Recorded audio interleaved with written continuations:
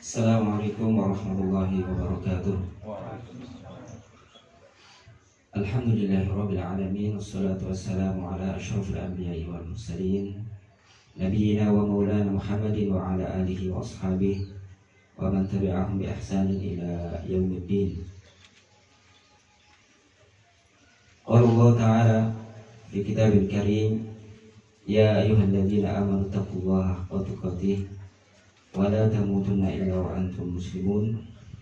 Wa qala ya ayyuhan nasu taqu rabbakum alladzi khalaqakum min nafsin wahidah wa khalaqa minha zawjaha wa batha minhuma rijalan katsiran wa nisaa'a wattaqullaha alladzi tasaaluna bihi wal arham innallaha kana 'alaykum raqiba. Wa qala ya ayyuhalladzina amanu taqullaha wa qulu qawlan sadida yuslih lakum a'malakum wa yaghfir lakum dhunubakum wa may yuti'illaha wa rasulahu faqad faza fawzan 'azima. Amma ba'd, fa inna asdaqal hadithi kitabullah wa khairul hadi hadi Muhammadin sallallahu alaihi wasallam wa syarrul umuri muhdatsatuha fa inna kulla muhdatsatin fid dini bid'ah wa kullu bid'atin dhalalah wa kullu dhalalatin fin nar. Yang kami hormati para pengurus dari SD dan TK Pelita Umat dan juga keluarga besar, termasuk di sini adalah para ustadz dan ustadzah yang dimuliakan oleh Allah Subhanahu wa taala. Alhamdulillah, pagi di duha ini Allah Subhanahu wa taala berikan nikmat pada kita sekalian, kesempatan dan juga kemudahan untuk berkumpul dalam rangka amal kebaikan insyaallah ta'ala. Dan tentunya sebagaimana yang kami terima surat pemberitahuannya bahwa pada hari ini insyaallah ta'ala kita akan bahasa kami adalah sharing, tukar pengalaman. Sama-sama kami juga harus menimba ilmu, mencari tambahan wawasan dari teman-teman seperjuangan yang juga sama-sama memikul tanggung jawab pada lini tarbiyatul abna as-shighar, yaitu mendidik anak-anak yang masih kecil baik di TK maupun di setingkat SD. Dan tentunya kami sendiri masih harus banyak belajar. Namun kesempatan ini adalah kesempatan yang nanti bisa saling kita munasaha, saling memberikan wasiat dan juga hal-hal yang mungkin yang menjadi kendala mungkin saja bisa kita bicarakan atau kita jadikan bahan sharing, dan dengannya semoga Allah SWT menambahkan kepada kita ilmu dan jalan keluar dari masalah yang kita hadapi. Para ustaz dan ustazah yang kami muliakan, alhamdulillah untuk permasalahan yang disampaikan yaitu terkait dengan pengelolaan kelas, bagaimana kita mengelola kelas kita, mengelola santri-santri kita, pembelajaran kita dengan syar'i, ini menjadi satu hal yang harus kita perhatikan. Karena kelas yang baik itu akan menjadikan ilmu akan masuk kepada anak. Sebagaimana apabila kelas itu tidak terkondisikan dengan baik, maka mengakibatkan hal-hal yang negatif. Minimal sekali adalah santri, anak didik kita tidak memahami terhadap ilmu yang sedang disampaikan. Karena yang terkait dengan metode pengkondisian kelas yang syar'i ini menjadi perlu senantiasa kita bahas, kemudian kita pelajari, dan 1-2 kali kita mengadakan kegiatan-kegiatan ini memang tetap belum cukup. Kita tertuntut untuk terus menggali terkait dengan masalah bagaimana pengelolaan, bagaimana menyampaikan ilmu itu sendiri. Dan hal ini di dalam pendidikan formal ya, itu juga ada. Kemudian yang kita ketahui seperti di Jamiah Islam Madinah Munawwarah, di tingkat doktorah di sana juga ada ya kajian-kajian terkait itu. Ya, ada turuq tadris, manahij tarbawiyah, ini semua terkait dengan pentingnya urgensi ya bagaimana pendidikan, pengelolaan kelas dan sebagainya. Jadi tidak hanya dibahas oleh kita-kita, tapi juga oleh para dakatir, doktor-doktor yang juga yang mereka menimba ilmu di kota Nabi sana. Para ikhwah, para ustadz-ustadzah yang dimuliakan oleh Allah SWT, maka kita harus mengetahui bahwa ketika kita melakukan pengkondisian kelas yang syar'i, maka kita harus bisa memahamkan kepada anak didik kita bahwasanya kelas yang kita miliki itu adalah tempat yang mulia, majelis ilmu, bukan atau tidak disamakan dengan yang mungkin tempat-tempat bermain mal'abun. Tidak, faslun halaqah itu bukan mal'ab, bukan tempat bermain. Ya walaupun saya setuju saja kalau pendapat kami pribadi bahwasanya metode pembelajaran ya di antaranya untuk pada anak-anak adalah ya berikan kesempatan mereka untuk senang, untuk bermain, itu tidak masalah. Namun apabila hal ini lebih dominan ya menjadikan anak tidak beradab atau tidak menghargai adab-adab dalam bermajelis ilmu, maka ini ada sisi khalal, ada kekurangan yang harus kita perbaiki. Ini ya satu catatan penting bagaimana kita memahamkan kepada anak-anak kita, tentunya dengan bahasa anak-anak, dengan bahasa yang mungkin sudah kita biasakan ya, kepada anak-anak kita, bahwasanya halaqah atau ruang kelas itu adalah majelis ilmu.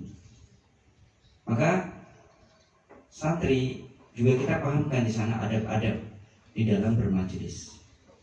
Yang mungkin kadang kita lupa saat awal tahun belajar, saat awal mulai masuk KBM, kita lupa untuk memberitahu atau menyampaikan kepada anak-anak ya, terkait masalah ini. Makanya dalam ilmu pendidikan sana ada istilah kontrak belajar. Ya, ada kesepakatan antara guru dengan murid. Di awal kita sampaikan bahwasanya saat ustadz mengajar, saat ustadzah mengajar tidak boleh begini, begini, begini. Kita pahamkan ya kode etik kita, cara kita bermain, cara kita ya mengelola kelas kita. Ya, tapi ketika kita di awal tidak ada kesepakatan dan santri tidak mengetahui, kemudian dia mungkin akan melakukan banyak hal-hal yang menjadikan kita tidak bisa menikmati suasana KBM kita, suasana pembelajaran kita. Ya, ini penting sekali. Kemudian terkait dengan adab-adab ini ya nanti bisa dipelajari ya, adab-adab dalam bermajelis ilmu ya, tentunya terkait dengan pembahasan tentang apa adab ya, bagaimana seorang murid ya tidak sampai ya salah niat, sebagaimana guru juga demikian. Masalah niat ini penting ya. Keikhlasan yang bisa kita munculkan dengan baik saat kita mempelajari anak, keikhlasan yang baik kita kelola, itu akan menambah semangat kita, memberikan motivasi kita terhadap berbagai macam masalah yang mungkin muncul ya. Dan keikhlasan ini ya mungkin mudah untuk diucapkan, tapi ya, suatu hal yang sangat berat ya. Sehingga ya, ini pentingnya ya kita terus bagaimana memperbaiki niat kita dan kita pahamkan kepada anak didik kita terkait dengan tujuan belajar. Ya sering kita tanyakan ya kepada anak-anak kita, antum di sini mau bermain, mau gojek, atau mau menuntut ilmu? Kalau bermain, ingin gojek, dan orang tua antum juga menyuruh seperti itu, silakan di luar. Tempat ini adalah tempat ilmu, majelis ilmu, kita hargai ya. Yang kita hargai bukan hanya tempatnya, kita pahamkan pada anak-anak kita. Guru, ustadz dan ustadzah itu harus dihormati. Waktu jam belajar, waktu halaqah itu juga harus dihormati, harus dihargai. Ya, gurunya harus dihormati, waktunya harus dihormati. Bagaimana bentuk menghormati waktu? Jangan gunakan waktu untuk hal-hal yang tidak penting, tidak ada kaitannya dengan apa yang sedang jadi jadwal. Ya, kadang pelajarannya misalkan tahfidz atau bahasa Arab atau yang lain. Kemudian anak ada yang mungkin membawa bola, ada yang mungkin membawa alat permainan. Ini harus segera disingkirkan dulu. Hal-hal semacam ini harus dibereskan dulu. Jangan ada hal-hal yang nanti akan menjadi tasywih, akan menjadikan santri bukan hanya dia saja yang akan terpengaruh, teman-temannya terpengaruh. Kemudian satu kelas, satu halaqah. Ya, ini penting yang menjadi satu catatan. Kemudian selain guru yang harus dihormati, waktu dihormati, teman seperjuangan dalam menuntut ilmu juga harus dihormati. Mereka punya hak untuk dihormati. Jika kita perlu memahamkan pada anak ketika antum ya, di halaqah atau di kelas itu membuat gaduh, tidak tertib, mengajak gojek, mengajak bermain, itu sejatinya antum sedang tidak menghormati teman antum yang sedang memikul amanah dari orang tuanya untuk belajar. Ya, ini perlu dipahamkan pada anak-anak bahwa kehadiran antum di sini, yang mana orang tua begitu repot mempersiapkan dari membangunkan, dari ya mengantarkan untuk mandi, untuk persiapan pagi, sampai harus menyiapkan masakan dan sebagainya, masih menambah uang saku mengantarkan ke sekolah. Itu bukan untuk bermain, bukan untuk gojek, bukan untuk hal-hal yang tidak bermanfaat. Dan kita pahamkan pada anak-anak bahwa kita tidak zalim dalam arti menuntut antum sebagai penuntut ilmu habis waktunya dengan belajar terus dari pagi sampai sore. Ada jam-jam, kita pahamkan, bukankah kita sudah bikin ada jam istirahat, ada jam ya kosong yang bisa digunakan untuk bermain. Ya, maka ini ketika anak-anak bisa semakin paham terhadap masalah ini, ya insya Allah kita berharap Allah berikan taufik kepadanya. Dan apakah ini cukup sekali kita menyampaikan? Tidak. Setiap kali, setiap hari, setiap momen. Ya. Karena apa? Anak-anak akan selalu bergerak. Anak-anak akan senantiasa ya melakukan banyak hal-hal yang dan mudah lupa terhadap apa yang sudah dia katakan atau sepakati sebelumnya. Yang mungkin karena temannya dan sebagainya. Maka perlu diingatkan lagi. Ya, ini penting sekali ya mengingatkan terhadap anak didik kita, santri-santri kita, di halaqah kita, di kelas-kelas kita terkait dengan adab-adab bermajelis. Ya, termasuk di sini adalah termasuk guru itu sendiri. Ya. Guru perlu juga betul-betul memahami ya masalah ini. Sekarang mungkin kelasnya berdampingan, ruang halaqah berdampingan, tapi pemahaman terhadap tanggung jawab tidak sama antara guru yang satu dengan guru yang lain, mengakibatkan terjadi gangguan dari ruang sebelah, dari halaqah sebelah. Maka guru pun juga harus memahami, harus satu visi, satu misi, satu pemahaman di dalam masalah pengkondisian kelas, ya, agar nanti tidak membawa efek yang negatif kepada halaqah yang lain, tidak terganggu. Ya, kadang ada yang membiarkan ya santrinya keluar tanpa izin dan sebagainya. Kemudian ada yang membiarkan bermain ramai dan sebagainya, mengganggu ruang sebelah, mengganggu halaqah sebelah. Maka ini penting diingatkan, dan ini bagian dari ya adab di dalam bermajelis. Sehingga apabila semua guru ya itu satu pemahaman, satu sikap, ya anak dalam hal ini adalah santri juga tidak mengalami kebingungan di dalam memahami gaya belajar guru. Dan kadang si anak itu akan mengadu, wah ustadz itu enak, ustadzah itu enak, kalau sama ustadz ini nggak enak, sama ustadzah ini galak dan sebagainya. Itu komentar-komentar yang mungkin muncul. Kenapa? Karena tidak ada satu gaya, satu sikap dari guru-guru kita. Maka ini penting, ada semacam briefing, ada semacam pengarahan-pengarahan dari kepala sekolah, dari bagian pendidikan, dan termasuk dari yayasan, untuk menyeragamkan bagaimana guru itu satu visi, satu misi dalam memikul amanah yang berat. Kita harus pahami bahwasanya mengajar, meskipun anak TK, meskipun anak SD, meskipun satu anak, itu adalah amanah, itu adalah tanggung jawab yang besar. Sehingga jangan ada sampai yang meremehkan atau menganggap sepele. Dan bukankah kita juga berharap dengan jalur ini kita mendapatkan pahala, dengan jalur ini kita mendapatkan kebaikan di sisi Allah Subhanahu wa taala. Para ustaz dan ustazah sekalian yang dimuliakan oleh Allah Subhanahu wa taala, kemudian juga terkait dengan adab-adab ini, guru, ini selain dia harus memahami tugas fungsinya dengan baik, maka di sana ada hal-hal yang juga yang sebenarnya sangat diharapkan guru itu lebih banyak lagi untuk memberikan kebaikan.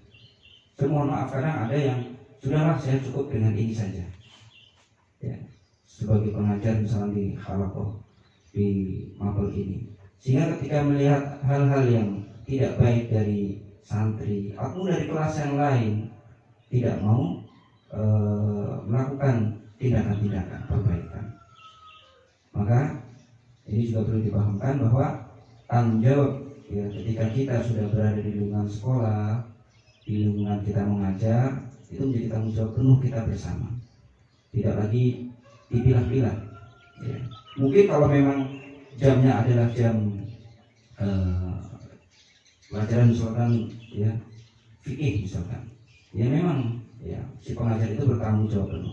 Namun ada saat-saat di mana keadaan itu membutuhkan kerjasama umum, dan harus dipikul bersama-sama. Seperti halnya saat istirahat, seperti halnya saat sholat. Kalau tadi disampaikan oleh Ustaz bahwa di sini sampai sore kan berarti melewati waktu sholat zuhur berjamaah, bahkan di sholat asar juga Ustaz. Nah, ini bukan hal yang mudah ketika kita mengkondisikan santri yang banyak, untuk bisa tertib atau menunaikan sholat dengan baik. Ini perlu kerjasama yang solid dari tim, dari sesama pengajar, agar bagaimana anak-anak bisa start dari selesai KBM kemudian mengambil air wudhu. Dan kita harus pahamkan kadang masalah-masalah fikih terkait dengan adab, terkait dengan ibadah itu sendiri dalam wudhu, perlu ada yang memperhatikan di situ. Bukankah Rasulullah juga demikian, ketika ada yang sholat kemudian disuruh mengulang sholatnya lagi, ternyata dia belum berwudu dengan baik, maka perlu saat berwudu juga harus ada yang memantau. Dan ini mungkin tidak tercatat di jam KBM, tidak ada mapel memantau wudu santri ketika mau sholat, tidak ada. Maka di sini perlu nanti dicatat hal-hal yang sifatnya kondisian umum, kondisian khusus, menjadi tanggung jawab kita semua. Saat berwudu ada yang bermain-main air, tabdir, membuang air, menggunakan air berlebihan, bermain air di tempat wudu. Perlu dipahamkan kepada anak-anak bahwa air itu tidak muncul dengan sendirinya.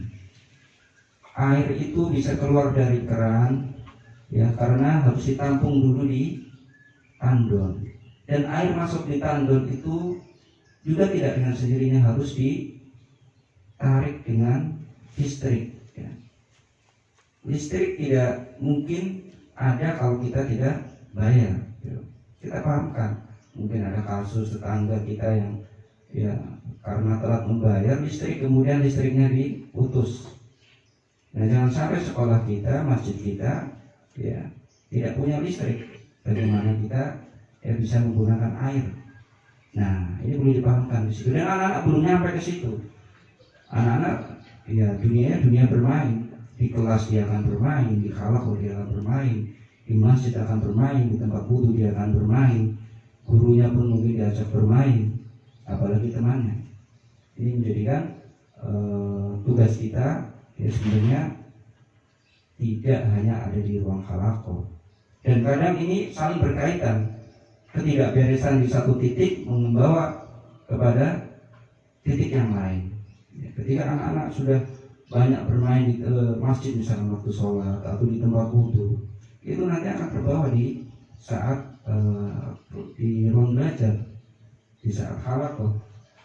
Ya, maka ini perlu ada nasihat-nasihat dan adil nasihat. Ya, agama ini nasihat. Tidak bisa kita menganggap ya sudahlah cukup anak-anak disampaikan begini peraturannya begini. Tidak, harus ya terus menerus ada nasihat yang kita berikan kepada anak-anak kita agar semakin paham bahwa posisi antum ini adalah penuntut ilmu, posisi antum ini adalah amanah dari orang tua yang harus kita jaga, harus kita dampingi belajar. Ya. Dan anak mungkin nggak paham itu, ya bahwasanya orang tuanya sudah sedemikian rupa capek dan repot menyiapkan, ya dia di sekolah ya mungkin tidak aktif. Nah, ini perlu dari hal-hal yang sifatnya psikologis kita topang, kita kuatkan, ya kita pahamkan kepada anak-anak ya agar dia punya kepribadian yang baik. Kemudian para ikhwah sekalian, ustaz-ustaz yang dimuliakan oleh Allah SWT, yang kedua juga kita pahamkan kepada anak atau kepada tim kita, ya, seperti yang kita sampaikan bahwasanya fasluna wa halaqatuna, kelas kita dan halaqah kita itu adalah bagian dari ya lahan dakwah amar ma'ruf nahi munkar. Bukan hanya sekedar ilqa al-ulum wal mafahim, menyampaikan tentang maklumat-maklumat ya tentang masalah hafalan saja, tapi juga ya kita pahamkan bahwasanya lingkungan kita adalah lingkungan dakwah amar ma'ruf nahi munkar, agar jangan sampai di antara sivitas keluarga besar kita nanti ada yang membiarkan ada kekeluaran yang terjadi pada anak, sehingga itu menjadi sebuah karakter, menjadi kebiasaan. Anak yang biasa makan tangan kiri, minum tangan kiri, dan tentunya makan dan minum secara umum bukan di jam kelas, bukan di jam halaqah. Ini menjadi tanggung jawab kita. Ya, kita ingatkan, dan semua paham itu harus mengingatkan. Salam, menebarkan salam. Ini juga keteladanan, kalau tidak dari ustaz dan ustazahnya, bagaimana santrinya ya punya kebiasaan yang baik. Ya, apalagi anak-anak juga memiliki lingkungan belajar yang banyak, bukan cuma di kita, bukan cuma di sekolah kita, di mahad kita, di madrasah kita, tapi mereka juga bermain di luar saat di libur, saat di luar jam sekolah, ya, saat di malam hari mereka bisa bertemu dengan keluarga. Mungkin ada keluarga yang kurang memahami terhadap adab-adab syar'i, ada teman-teman di kampungnya yang cenderung juga ya tidak baik. Ini semua akan membawa efek. Ya. Maka amar ma'ruf nahi munkar di dalam lingkungan sekolah kita tidak bisa kita tinggalkan. Ya. Termasuk saat di ruang belajar kita. Ya. Kalau kita melihat anak kok ya suka ngomong sendiri atau suka ngajak temannya ngomong, jangan dibiarkan. Itu akan menjadi kebiasaan. Dan kalau sudah menjadi kebiasaan, susah. Ya. Dia akan merasa tidak bisa nyaman kalau tidak ngobrol. Padahal ini situasinya atau kondisinya sedang ta'allum, sedang belajar. Ya, maka perlu dipahamkan dari awal. Ya. Dan ini tidak bisa didiamkan, ya, tidak bisa dibiarkan. Seperti halnya saat ya pengkondisian umum, tertiban umum, sholat misalnya seperti itu. Ya, harus diingatkan anak-anak untuk diam dan sebagainya. untuk berdoa, memaafkan waktu untuk berdoa. Ya. Apalagi ya, ketika itu sudah menjadi tanggung jawab khusus kita, ya. Seperti di pembelajaran kelas misalnya, bagi pemateri ya misalnya matematika, ya. Pada saat jam matematika dia tanggung jawab penuh, dia drivernya, ya. Bagaimana menjadikan kelasnya itu aman, nyaman buat belajar.